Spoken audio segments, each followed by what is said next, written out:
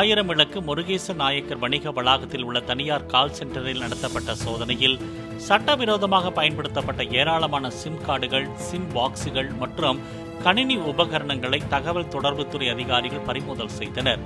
Cellphone sim கார்டுகளை sim பாக்ஸுகளில் பயன்படுத்தி சர்வதேச அழைப்புகளை உள்ளூர் அழைப்புகளாக மாற்றி லாபம் பெறும் நோக்கில் கால் சென்டர் செயல்பட்டதாக வோடாபோன் நிறுவனம் அளித்த புகாரில் அதிகாரிகள் சோதனை மேற்கொண்டனர்.